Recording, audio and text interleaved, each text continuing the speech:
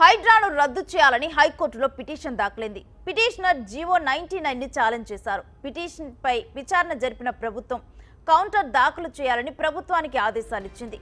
తదుపరి విచారణ 2 వారాలకు వాయిదా వేసింది.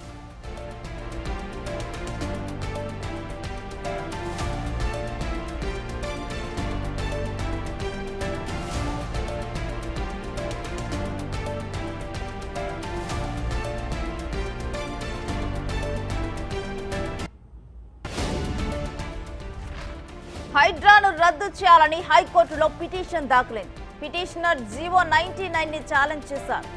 పిటిషన్ పై విచారణ జరిపిన ప్రభుత్వం కౌంటర్ దాఖలు చేయాలని ప్రభుత్వానికి ఆదేశాలు ఇచ్చింది. ఇక తదుపరి విచారణను 2 వాయిదాలకు వాయిదా వేసింది.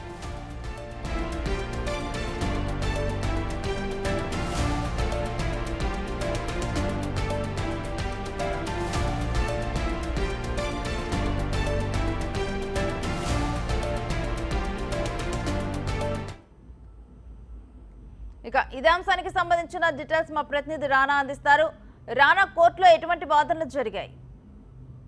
ఈ హైడ్రాను రద్దు చేయాలనేసి కూడా పిటిషనర్ లక్ష్మి అనే మహిళ పిటిషన్ వేయడం జరిగింది. అయితే హైడ్రా ఏర్పాటు నిబంధనలకు విరుద్ధంగానే జరిగిందనేసి కూడా ఆమె చెప్పిన నేపథ్యం ఏర్పడుతుంది. ఈ జీవో 99 ఏదైతే గవర్నమెంట్ ఇచ్చిందో దాన్ని రద్దు చేయాలనేసి కూడా ఆమె కోరారు. ఎందుకంటే ఈ జిహెచ్ఎంసీ యాక్ట్ ప్రకారమే జిహెచ్ఎంసీ సంబంధించిన ఉన్న అధికారులు కూడా మరొక అథారిటీకి ఎలా ఇస్తారంటూ కూడా ఆమె పిటిషన్ లో పేర్కొంది. జిహెచ్ఎంసీకి ఉన్నటువంటి అధికారులను కూడా హైడ్రాకు మీరు ఇచ్చారు, ఇది ఖచ్చితంగా కూడా చట్ట విరుద్ధంగా జరిగింది. పైగా జిహెచ్ఎంసీలో ఉన్న అధికారులు హైడ్రాకి ఇవ్వడం కూడా ఇప్పుడు ఉన్నటువంటి పరిస్థితుల్లో సరికాదు. వాళ్ళకంటే ఒక జ్యూరిడిక్షన్ ఉంది, వాళ్ళు దాంట్లోనే పని చేస్తారు.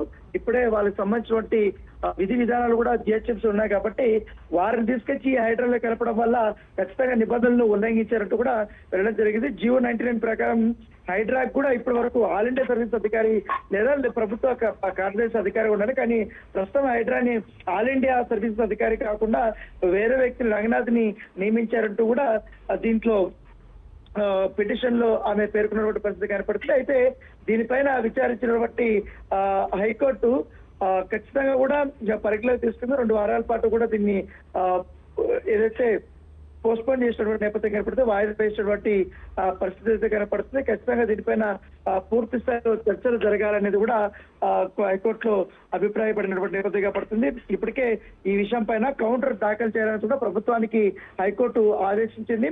తదుపరి విచారణ 2 వారాలకు వాయిదా వేసిన నేపథ్యంలో తర్వాత కౌంటర్ ప్రభుత్వం చేసిన తర్వాత దీనిపైన అనేక రకాల కూడా విచారణ అయితే కొనసాగనుంది. Thanks for the details Rana.